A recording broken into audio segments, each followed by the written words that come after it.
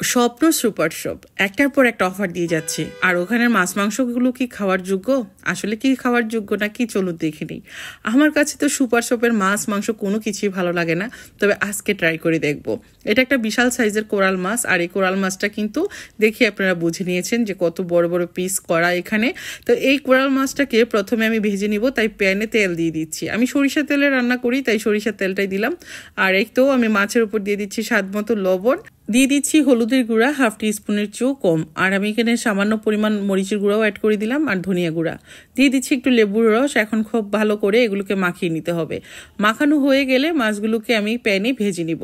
আর আসলে কি, সুপার শপের মাছ মাংসগুলো আমরা হয়তো দেখে অনেক সময় লোভ সামলাতে পারি না, মনে হয় যে এই তো বিশাল বিশাল অফার দিচ্ছে, নিয়ে নিই। তো আমার কাছে আসে না যে সুপার শপের মাছ মাংস মানে মানে রুচিতে আসে না, কেন জানি আমি জানি না। আমার কাছে খোলা বাজারের কেনা মাছ মাংস বেশি ভালো লাগে, কারণ ওগুলো ফ্রেশ ফ্রেশ তাজা তাজা পাওয়া যায়। আর সুপার শপ থেকে যদি কোনো মাছ মাংস আনি, সেটা আমার কেন জানি ভালো লাগে না। তো আমি সবসময় চেষ্টা করি খোলা বাজারের মাছ মাংসটা কিনতে, আর সুপার শপ থেকে অন্যান্য বাজার করতে। ওইটা আমার খুব ভালো লাগে, কারণ একসাথে সব বাজার পাওয়া যায়। তাই সুপার শপে কিন্তু অন্যান্য বাজারগুলো আমার খুব ভালো লাগে, তবে মাছ মাংস আমার রুচিতেই আসে না। আর এখানে আমি একটা টমেটো আর বড় সাইজের 2টা পেঁয়াজ একসাথে দিয়ে আমি কিন্তু ব্লেন্ড করে নিয়েছি, ওটা একটা পাশে রেখে দিলাম। আর এদিক থেকে মাছগুলো ভেজে নিচ্ছি।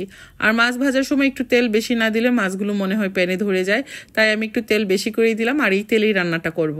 তো কার কাছে সুপার শপের মাছ মাংস কেমন লাগে কমেন্টের মাধ্যমে জানাবেন।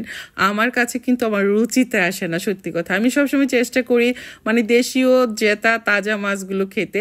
যদিও আজকে সামুদ্রিক মাছ রান্না করতেছি, আর সামুদ্রিক মাছ আমার হাজবেন্ডের ভীষণ পছন্দ, তো ভাবলাম ওর জন্য আজকে সামুদ্রিক মাছটাই রান্না করি। আর এখানে দিয়ে দিলাম কিছু পেঁয়াজ কুচি, মাছগুলো ভেজে আমি একটা পাশে রেখে দিলাম।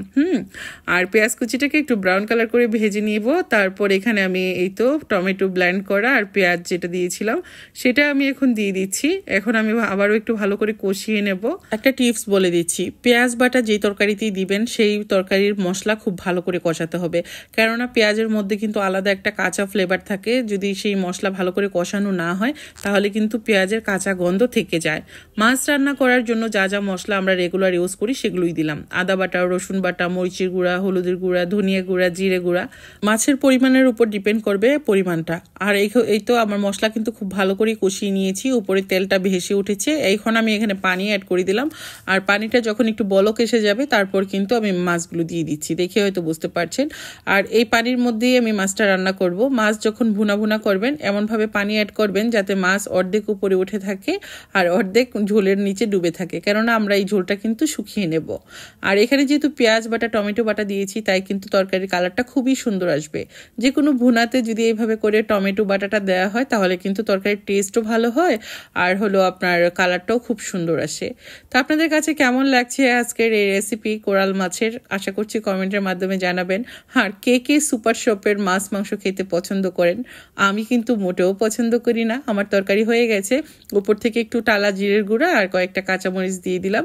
এই তো, কেমন লেগেছে রেসিপিটা কমেন্টের মাধ্যমে জানাবেন। ভালো লাগলে শেয়ার করতে ভুলবেন না।